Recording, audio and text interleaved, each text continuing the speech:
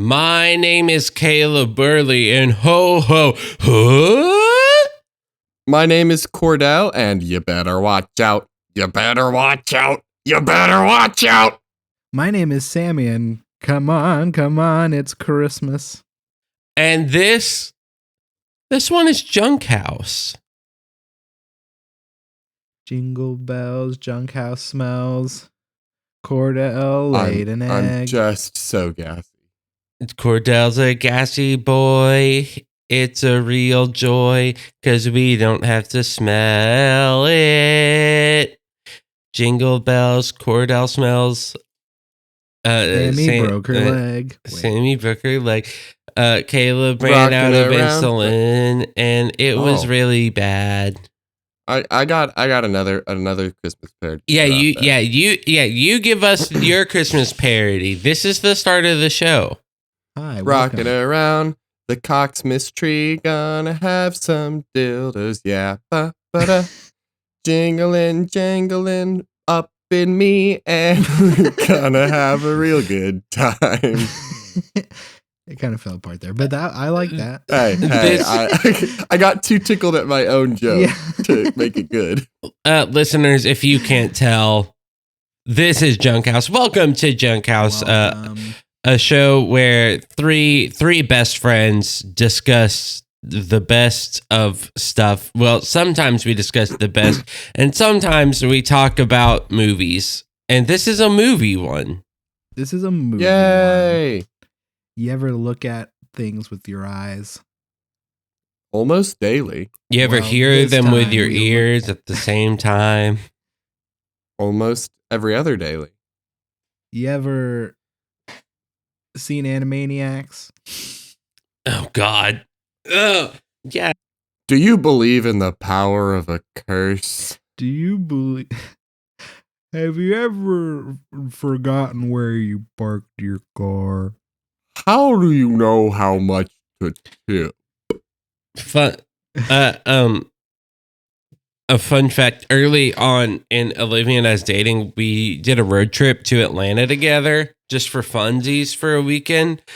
And we went to Buc-ee's, which is a giant gas station. If you've ever been one, I enjoy Buc-ee's. First of all, this trip to Buc-ee's was kind of cursed because we went in because we both needed to use the bathroom. We started to walk towards the bathrooms, and a dude was dead in like the archway that led to said bathrooms. So then we couldn't use it because you can't just like step over a dead guy because you gotta pee. But that also means that there were other people stuck in the bathroom because then there's just a dead guy there, you know? There is 100% a Bob's Burgers Stand By Me parody episode somewhere in there of like the kids are in a Buc-ee's or a massive gas station and they hear about a dead body on the other side of the store. And it takes them like this whole epic to get across. And then they go see the dead body. Bob's Burgers, hire me to write this episode because I got you. We're here for you. We're here. But then afterwards, we finally got what we needed other than to use the bathroom, which then we had to drive to a gas station across the street from Buc-ee's, which feels like an unfortunate place to be, you know? Yeah, especially with how big and fanciful. Yeah. That is like having a mom and pop grocery store in front of a Walmart. Yeah. Like honestly. Exactly. So as we walked out, this is when I learned Olivia is very bad about forgetting where we parked the car all the time. It is kind of funny to see, but it's also very cute and endearing that she just like is trying to find the car and just has no clue where it is. What? Where am I? Who am I? No spatial memory, no object permanent. Yep. Like a baby. Like a lovely baby. Like a lovely baby. Like a baby you marry and take home to meet the parents. Yeah. She's met my parents. Really? Yeah. No, I'm just kidding. And I met hers too, so it's pretty cool. I'm just gonna say. Uh-huh. I think I am owed something right now. I've been trying to put it off. No, I can tell you've been stalling, and Caleb, it's time. Upon further review and research, and my wife bullying me about it, Do They Know It's Christmas is a racist song, and I'm very sad about it. Because I really did believe in my heart that they were just trying to do a good thing, but the lyrics are very racist. I just didn't want Simon Le Bon, lead singer of Duran Duran, to be involved in something racist. That's fair. Well, I think, to be fair to them, it is less racist and more just entirely like ethnocentric. Like, it's not like, oh, we hate Africans and brown people. It is more like, we assume that if you live in Africa, you're poor and destitute and have never seen water before. Yeah. And so it's not hateful. They were trying to be nice, but they just... It's also really one of the bad things about it is that they wrote it in the time where Ethiopia was going through a massive like drought and famine. I was trying to remember the word.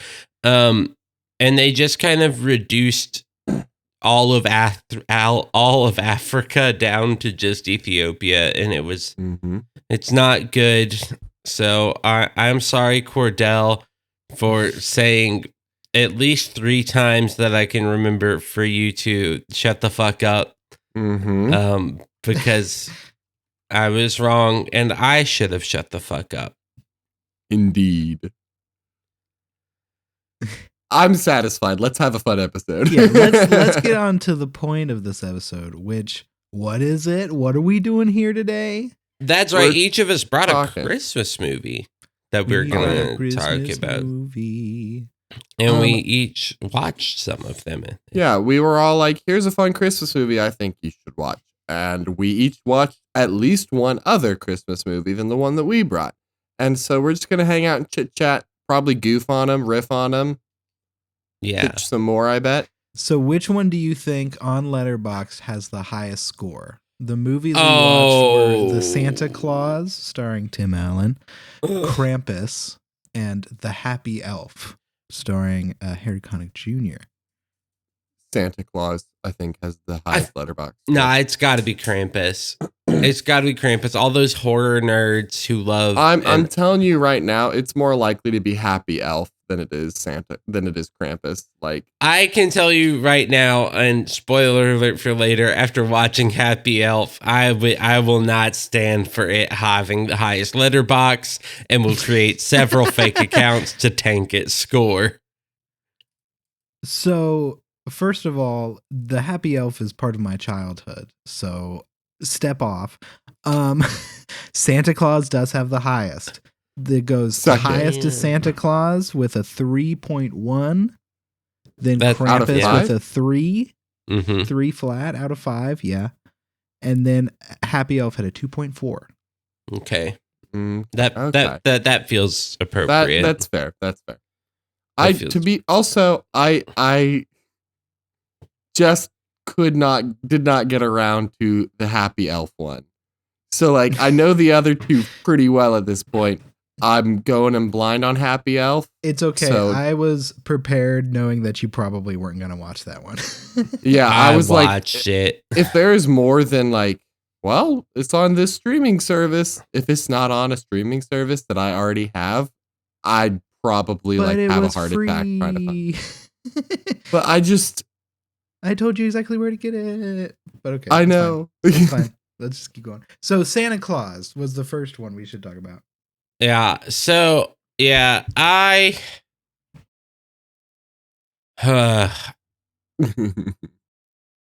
this was one of my favorite movies as a child. Was The Santa Claus starring Tim Allen. There's a lot of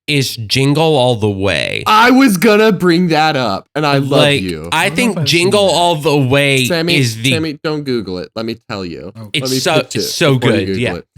Arnold Schwarzenegger plays the deadbeat dad in this one, who is always doing business, always doing whatever.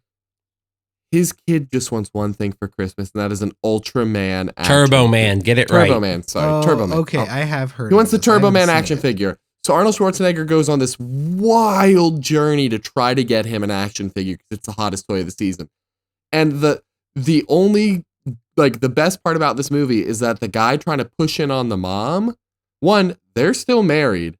She still wants the marriage to work. And this guy's just a creep who is always trying to impress her and making moves. And it ends with her, like, throwing hot coffee in his face. Yeah. Perfect. And we love that. The creep trying to move in is played by Phil Hartman. And he does so good. Yeah. I love Jingle All the Way. If I hadn't suggested Krampus, I'd probably have brought that one. Because it is such a fever dream of a movie. You guys want to know why Disney got in trouble over Santa Claus? Because it was creepy as shit. No. And there's a part where it's people where he hits on a kid. Wait, when did he hit on a kid? No, I didn't take that. I know what you're talking about. I don't think he really hit on the kid there, because there's a point where he's like, okay, this is weird. Like, he doesn't. Just to give it a little credit, it's when he's talking to the Judy about the hot chocolate, right? Is that what you're talking about? Yeah. And he looks at her and says, you look pretty good for your age. Ooh. No, he goes, you look pretty good for your age. He's not like, you look pretty good for your age. Just to be fair, when I watched it last night, it seemed like he was more just like, this is very strange. And like, I didn't take it as flirting. Or like that's trying to hit on a child. I maybe took it the wrong way because I was so angry that like this is a childhood movie of mine that is slowly like I'm noticing all the problems in it. Yeah, Tim Allen sucks. We'll just say. Yeah, that's the biggest problem in it is that Tim Allen is just such a chode. So the reason Disney got it less in trouble and more it was controversial, Disney had to pay Tim Allen's bail to get him out of Canada because he was selling cocaine in Canada. Yeah. Isn't he like a conservative champion? Yeah, like now he's like conservative champion and probably is like, whatever, build a wall. And he's probably still selling cocaine to people. Oh, he's probably still doing cocaine even. But like everybody, it is shocking to me how many people are doing cocaine in this world. I really thought it would be less common than it is. Yeah, it's pretty common. But no, so like if there's a notorious like picture of him getting arrested back in the 70s, he was still doing it like in the background for a long time. Yeah. Yeah. And yeah, it's just of course you gotta keep selling drugs. You gotta keep getting Did you see the Home Improvement visual joke in this movie? Yes. Oh man. He's in the workshop. It's when he's first there and he's like, I'm not Santa. That's not my name. Scott Calvin. It's Scott Calvin. I know SC is the same as Santa Claus. Shut up. He picks up a tool belt and like puts it on his waist and then it's like, no, and then throws it away. Yeah. That's good. You go ahead. No, actually you go ahead because I think mine is more of a like closer to the end of the topic one. Well, I was gonna say here's the a little fun game for you guys. Yes. For 1 week in November of 1994, Tim Allen was riding high, probably in more than one way. Because The Santa Claus was the #1 movie in the box office.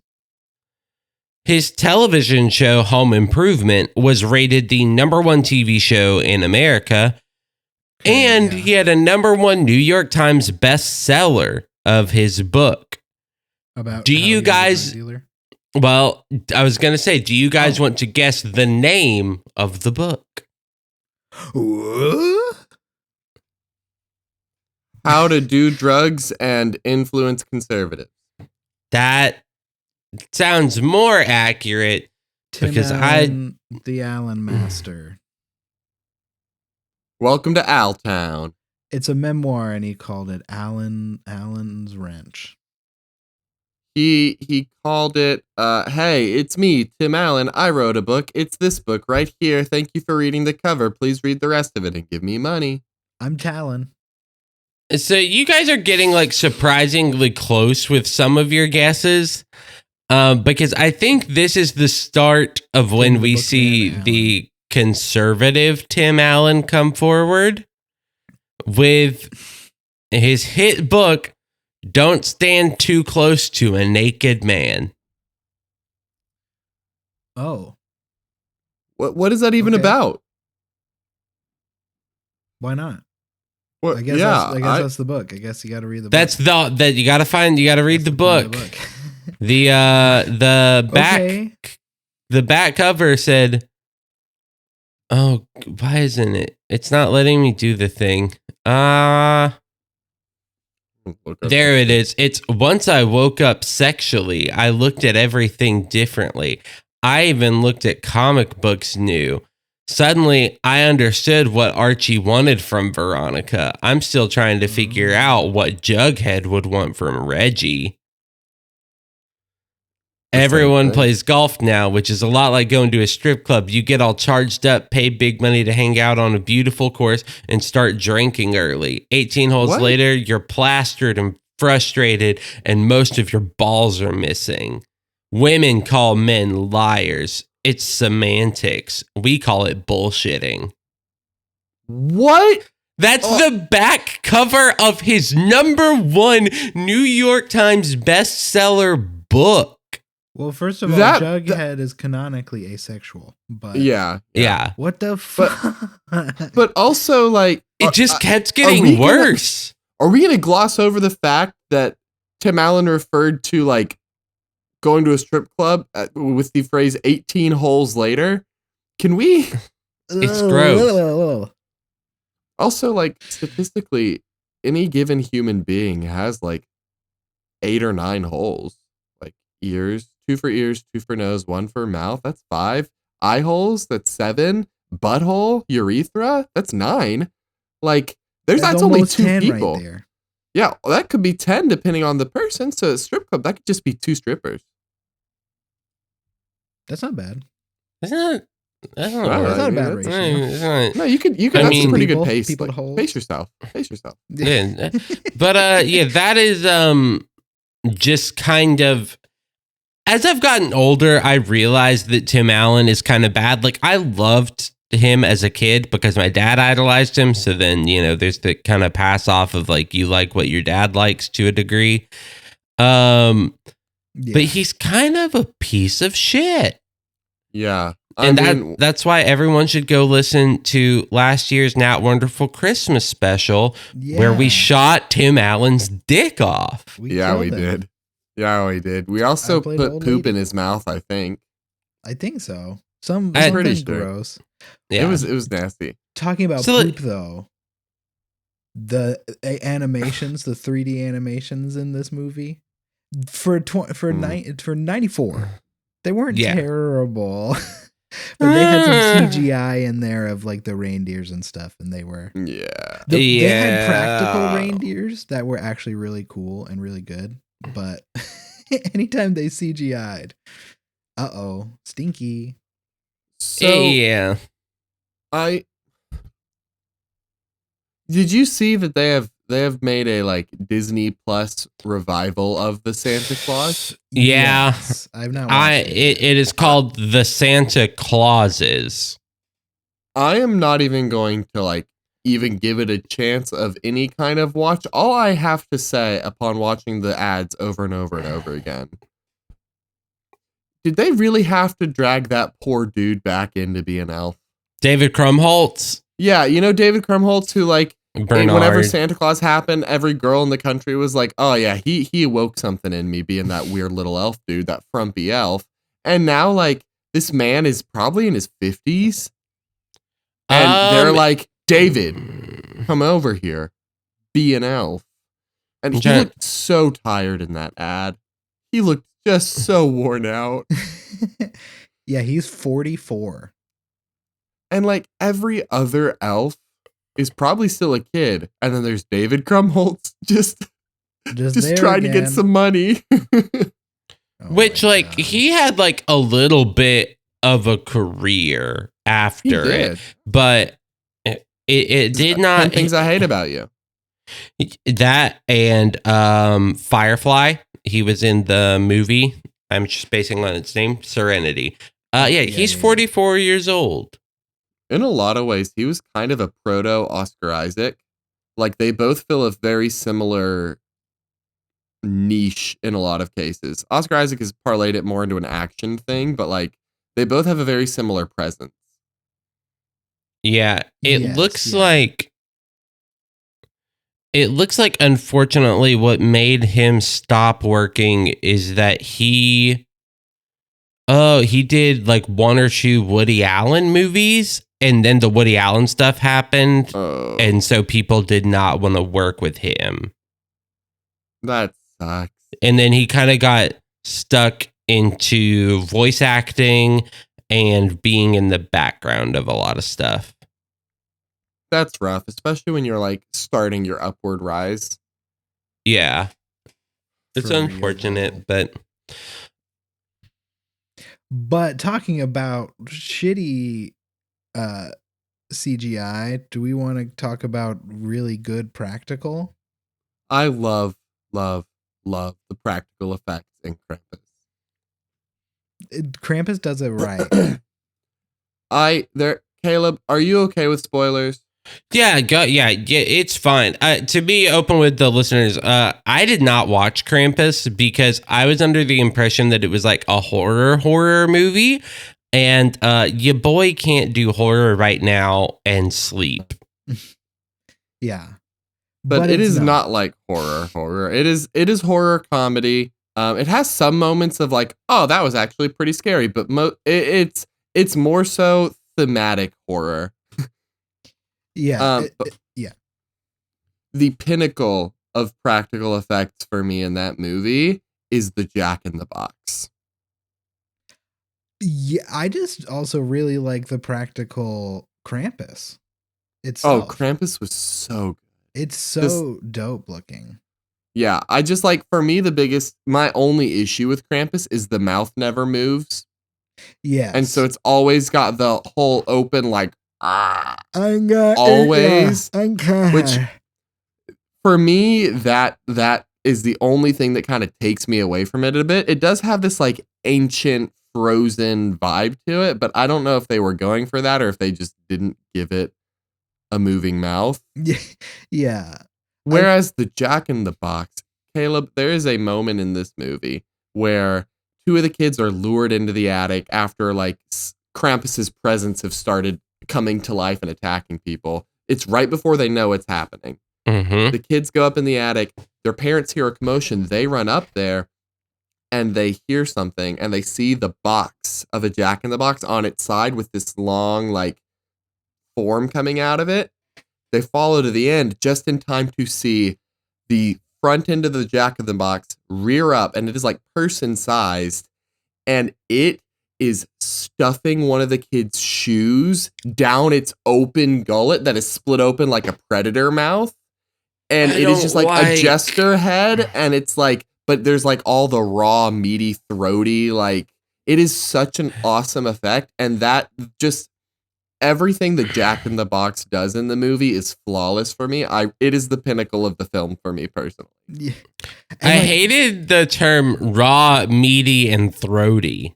It's the best way to describe it. That's the worst name of Donald Duck's three sons I've ever heard. That's his porn sons. The sons that he doesn't talk about.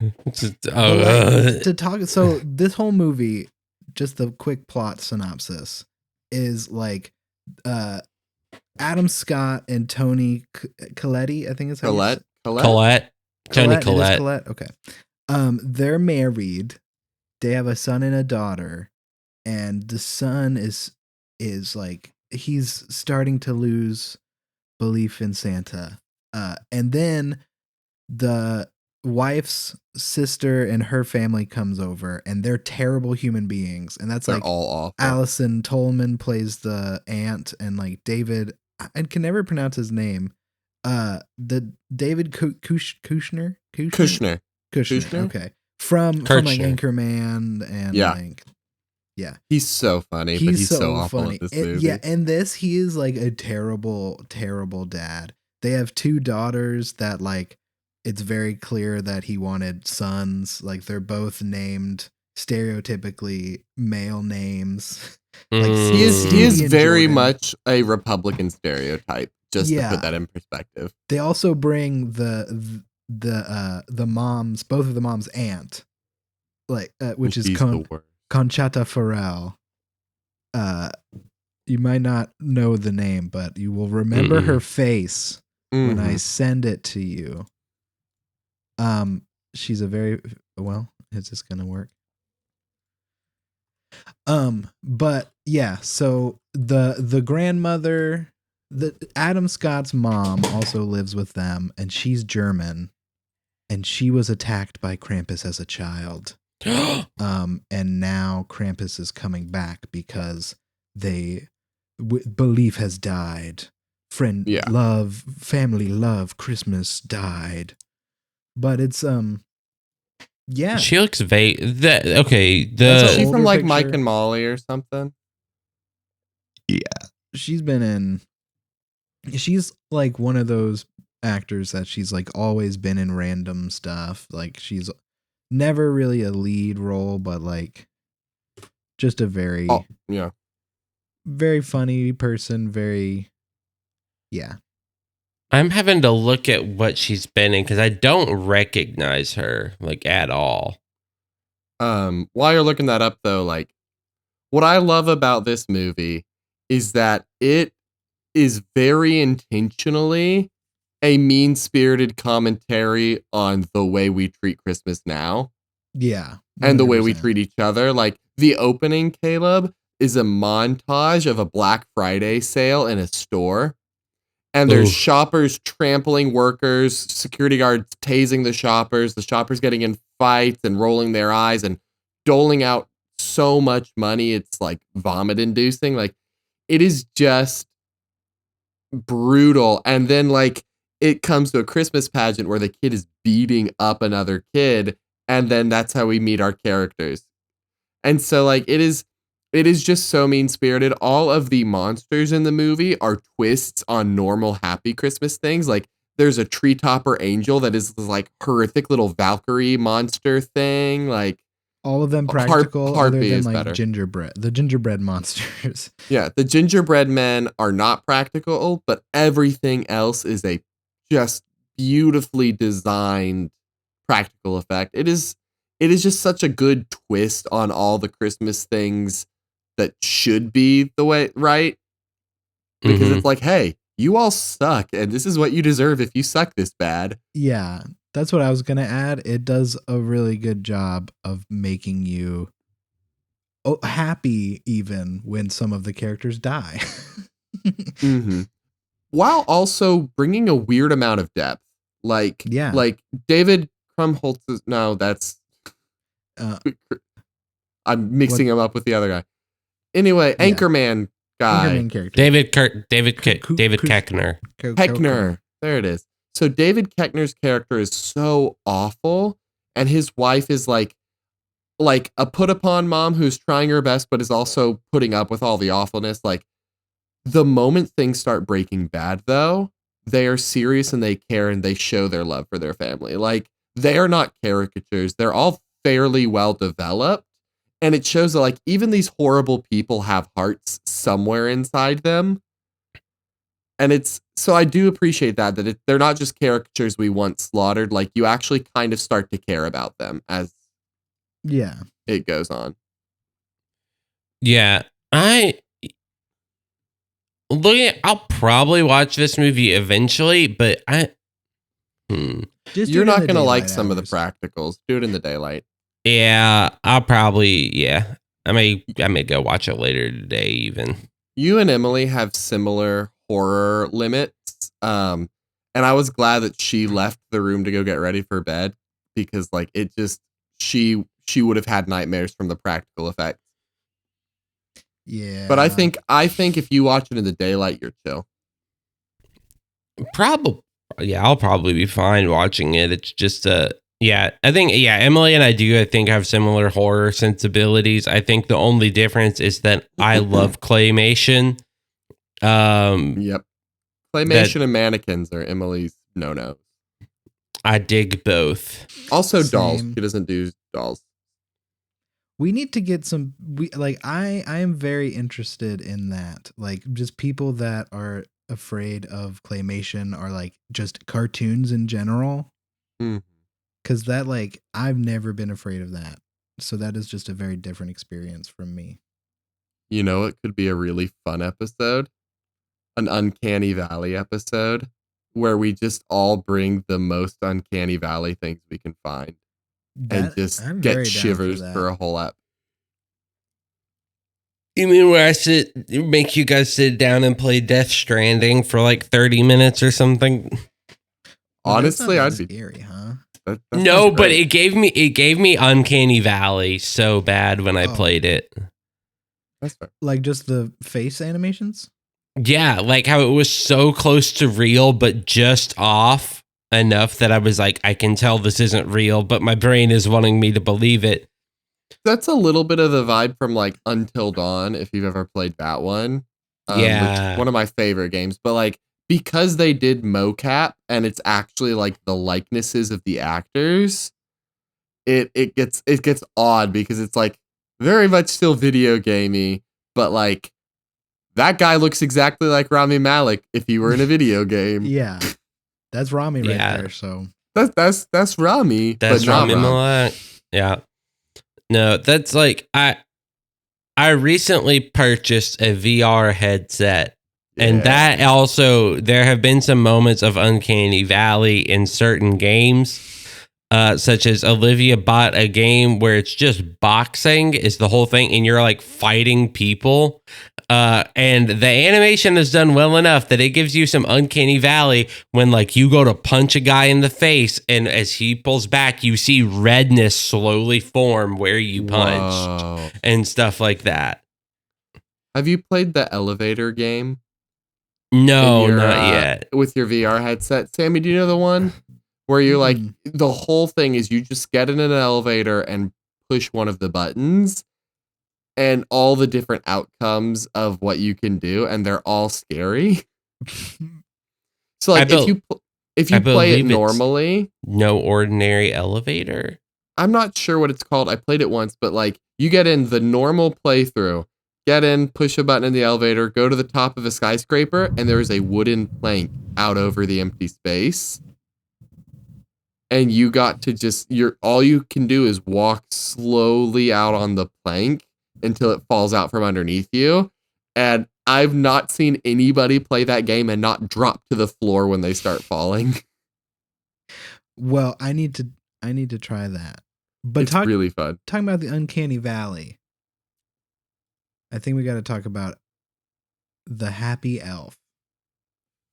So I'm going to interject real quick. I'm so sorry. I read the synopsis while we were recording the rest of the episode, and it sounds like something I would absolutely adore. So I am going to go and watch it after this. Okay, good. Because it really sounds like a thing that I would have loved growing up, and I think I need it. Yeah. It's as a kid who watched it growing up, it is pretty good. It's like if you watch it as an adult, like Caleb is obviously very pained. The animation, I will say, okay. The animation is so bad. The basis of this movie, okay. Harry Connick Jr. Do you know who Harry Connick Jr. is, Cordell? Singer, right? Yeah, famous singer, kind of a Frank Sinatra type. Yeah, discount Frank Sinatra. Yeah. I was reminded by Caleb that he's from New Orleans. He's from New Orleans. He's Yeah. He does a Christmas show there every year. Yeah. From New Orleans? From New Orleans? He created a song a while ago called The Happy Elf. And very good. Because very good, he's so famous and such a talented talent, they made a movie out of the song. But the song doesn't really have a lot of plot. It's literally just I'm the happy elf and I'm gonna come to your house and make you happy if you've been a good boy or girl. That sounds a little scary, actually. It's a little scary, but it's menacing. Great. But this movie is like, for some reason, stacked. Like we got Rob Paulsen as Yubi, the main character. That's like wacko. That's like Pinky. Carl Weezer. We got Kevin Michael Richardson playing. We got Mickey Rooney. Tucker. We got Mickey Rooney. We got Lewis Black playing Norbert, which is like the mean grumpy boy. We got Mickey Rooney's playing Santa Claus in this. Whoa. Like, this is a stacked cast. It's only 45 minutes. It's great. There's 2 songs. At first I was like, is this a musical? And then I was like, oh no, the mayor of Bluesville sings a song about how Bluesville is the saddest place in the world. And then Yubi sings a song that I'm addicted to called Come on, it's Christmas. Come on, it's Christmas season. The whole plot is Yubi is super in love with Christmas and is very energetic. And everybody hates him for it. Yeah. And so he has to go and like he gets assigned to be naughty or nice list and notices that everybody from this town called Bluesville is naughty for some reason. And he goes there and it's a town inside of a crevice. Oh, this animation is grotesque, though. Yeah. Yeah. But yeah, it's a great movie. Caleb, I want to hear how much you hated it now. Okay. As a person who did not watch this movie and did not know this movie existed until like a week ago and watched it last night, the animation style is very to me it's in the same vein of animation as like Scary Godmother. That's what I was thinking. And Scary Godmother makes me want to like rip off my own skin. I hate it so much. And this hit just close enough that I was like able to watch it, but like uncomfortable the whole time. Yeah. And so that like ruined the experience for me. I will not lie. If Scary Godmother animation is like a 2, this is like a 3.5. Is that fair to say? Like I would be fun. That's out of 10. That's out of 10. Yeah, I was about to say out of 10, definitely out of 100 for sure. I just like it's just I don't know. It's like a lot of like animated kids movies from this era that were not like DreamWorks or Disney had this style of animation. And I couldn't do it. Like even when I was a little kid, I would rather watch something that had like 2D animation than this like weird 3D trying to move forward with it. I mean, I just can't. This is like if Barbie and Hoodwinked had a baby. Yeah. And Hoodwinked I liked as a kid because it's hard to watch. Like now I watched it honestly. I watched it a few weeks ago. Oh, it's so good. And like the plot and the writing in that movie make it to where I can watch it. Mm-hmm. But the animation is so bad. And I get that part of this is like, oh, like the nostalgia is there. So people are more likely to be able to watch it. I just can't. Mm-hmm. It's so like. I'm looking at the Wikipedia page because you said it wasn't produced by like Disney. So I was like, oh yeah, I didn't even look that up. So on the Wikipedia page, the production says HC Productions And if you click Harry on Connick. it just takes you to Harry Connick Jr. So like, yeah, he created it. It was distributed by Stars.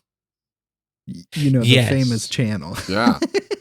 yeah. It was the animation was provided by Film Roman, known for animating The Simpsons. Yeah, it's right. okay. Okay, here's the Yeah. 5 minutes into this movie. I legitimately thought to myself, this is like a step up from Wogglebug. Like the way the mouths move and are not synced up with several parts of the movie. I don't think that's giving it enough credit, because in my mind, the animation in Wogglebug is like -1. That's fair. That's like, fair. Wogglebug is everyone standing still. Oh no! Look, it's the Wogglebug. Like, this is actually at least actual animation. I'll give you that. To me, the way the mouths move, because the mouths do not sync up with the words, like 20% of the time. There are just random moments in the movie where I was watching and it's like, that doesn't sync up at all. Like, that's not it. It's so, like, it wasn't the worst thing I've ever seen. No. Would I watch it again? Probably while I was high. I'd be so down to watch that shit. But like, of sober mind, I would rather not watch it. Do you know what's crazy about this animation company? What? The year before this movie came out, they helped do the CG for iRobot, which looked good. And the year, like 2 years after this movie, they did the Simpsons movie, which means that the hellish animation style was an intentional design choice for this film. They had the technology and skill to do better animation, and they chose for it to be this nightmare fuel. Hey, I love it. I'm here for it. Okay. This is also I love voice actors. I have a lot of respect for voice actors. Yeah. Is there a butt coming? Rob Paulson does this one voice, and it's the voice he uses for Yubi. That style of voice where it's like this like weird mix of unlikable nerd and New York sleaze that I just like. It makes me want to kick over small children's graves. It's honestly literally just his Yakko voice. It's just Yakko, and that's why I can't watch Animaniacs. It's because I'm just sitting there and I'm like, why? Why you could have done any voice on earth? You are a very talented man, and I have a lot of respect for you. Why this? I honestly love it. That's fair. I always love Yakko's voice. So that's fair. I just can't. I'm going to take this moment to point out a very Caleb spiral we're witnessing. Yes. Because Caleb has this magnificent tendency to find a piece of something he dislikes, and if he dislikes that piece strong enough, he spirals into hatred for the entire thing. And we're watching it in real time, which is fascinating. The same thing happened when I showed him my old GameCube Frogger game. Fuck that game. Fuck that game. Frogs can't die when they go in water, and you die when you land in the water in that game. What the fuck is wrong with these people designing video games? So this is where it started, because Caleb was watching me play, and it's a platformer. So when I fell off the platform into water, I lost a life. That's Caleb's a very normal platform. Are you thing. kidding? Frogs swim! Frog! Like, Caleb just starts screaming and ranting and raving, and it devolved into the entirety of Frogger's franchising and everything. He was like, the animation in this game sucks. The story in this game sucks. This boss level sucks. Like, it does. It spiraled into everything about Frogger is hot garbage because he didn't like that Frogger died in the water. It is a problem, and I will admit that fully. but no, it is like 100% true. If there is an element of something that I don't like and it gets under my skin enough, it will just like sit there and fester until eventually I just cannot enjoy the thing at all. What I like about you is and name that. There are a lot of people who will like watch the thing and go, I didn't like this one aspect, which means the movie's bad. And I like that you're at least like, listen, this got under my skin and ruined it for me, but it was just a piece of it. A lot of people just like don't like one thing and say it's trash. Yeah. And like, that's just it. The Happy Elf in general, very good. I like it. The animation and the voice Rob Paulsen uses are the two elements of the movie that if they change, if like the animation, like if we're having it at a like 3.5 out of 10, if it was even just bumped up a little bit, even to like, let's say a 4.5, just bump it up 1 point. I feel like that would start to be where I can like really safer territory. It's safer territory. And if Rob Paulsen's voice was just like a little less, for lack of better words, a little less animated and a little bit more calm and grounded, I would be a lot more happy. What if I said if his voice was more grounded, it would ruin the character? I would probably agree with you. That's kind of the bad part of it, is that it's just Yubi as a character is supposed to be super annoying. Yeah, it's like obviously obnoxious, and I don't know. I think I just also have hit a point in my life where I'm just at a point where it's like I like the things I like and I don't like the things I don't like, and that's it. That's what I've got. Harry Connick Jr. is a delight, though, and I thought his inclusion in the movie was interesting. Oh my god! So he is in the movie at the very beginning, he's telling the story of the Happy Elf, but he's telling it to two kids, and it's just for some reason my favorite part. He says two lines that are my favorite thing. They're talking about like it's okay if the kids are bad now, because they've already checked the list. And he goes, don't you know Santa checks his list 2 times? And I love that. And then they go, and what's your name? And he goes, I'm Lil Farley. And I'm telling you a story. And it's just like, okay. Wild. I did need to jump back to Krampus really quick, though, because we're talking about animation, and it reminded me. They have a backstory part. They have a flashback where the grandmother is talking about Krampus, and it's claymation, and there is no reason for that beautiful of claymation to be in this movie, but it is, and I love it. It is gorgeous. And I will say, on the subject of claymation, I feel like if the same plot of the Happy Elf were done in the era of Year Without Santa Claus. Yeah. Done like in the style of Raspankin, Year Without Santa Claus, Santa Claus Coming to Town, all of those. Yeah. It would be a cherished classic. I agree. I think it's the fact that it was made in 2005 when they could have made it better, but deliberately chose not to. Where art went to die. Yeah, honestly, mid 2000s was just kind of rough. I've said it my whole life.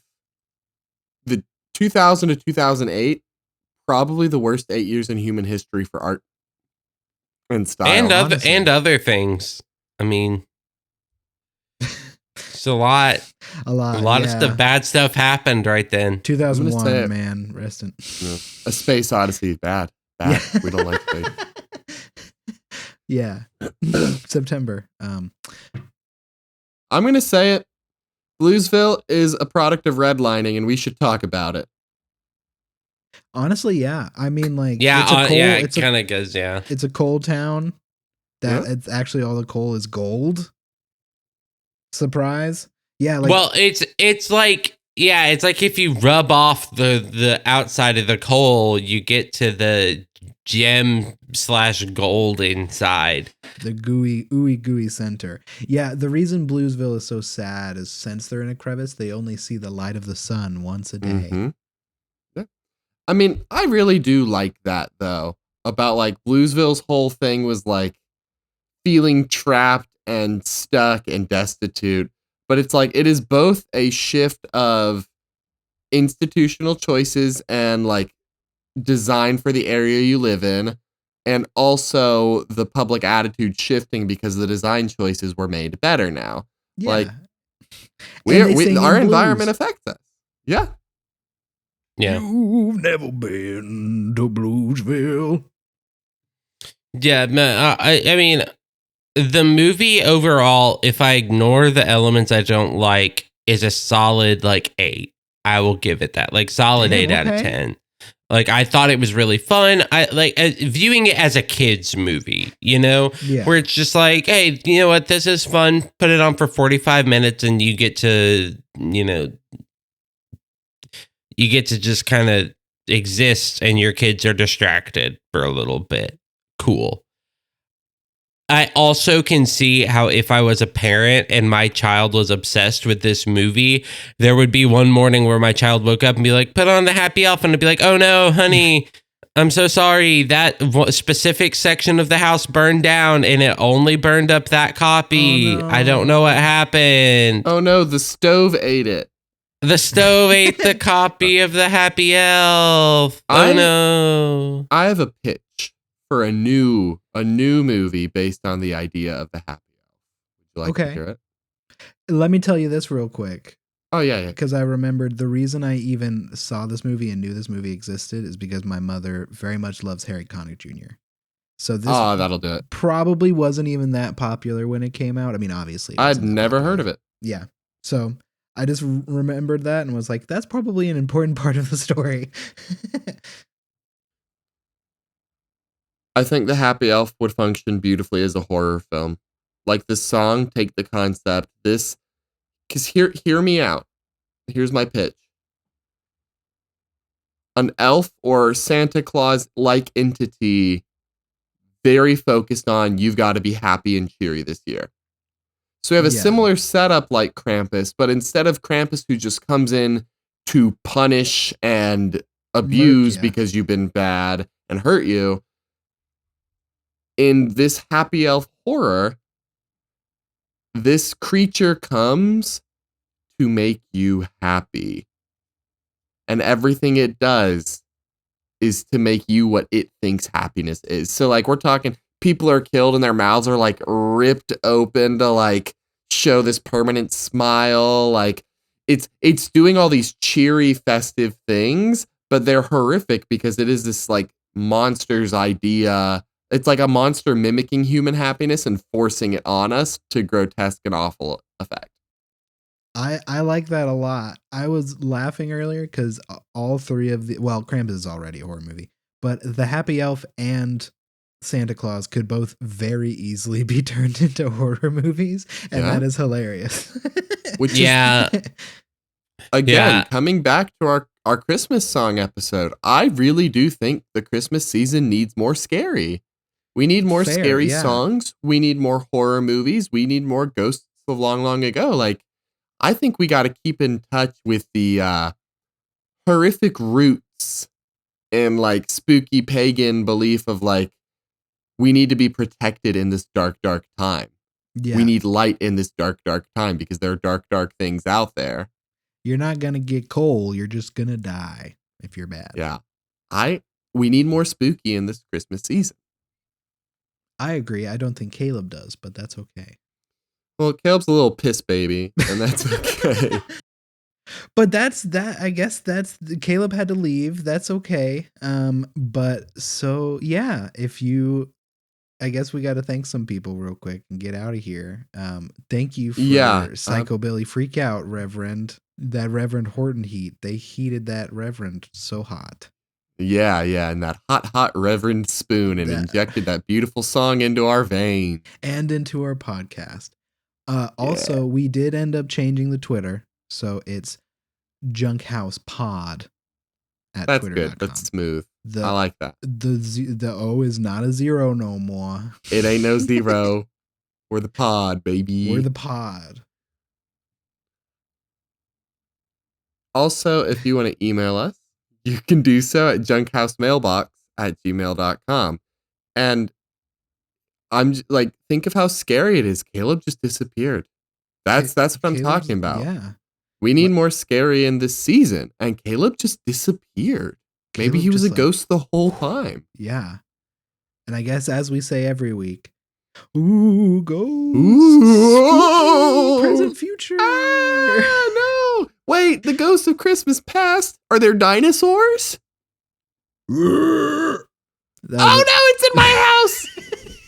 Dinosaur noises. No, that's the real Christmas movie that we need. Is the Ghost of Christmas Past brings dinosaurs to the present day to teach us a lesson.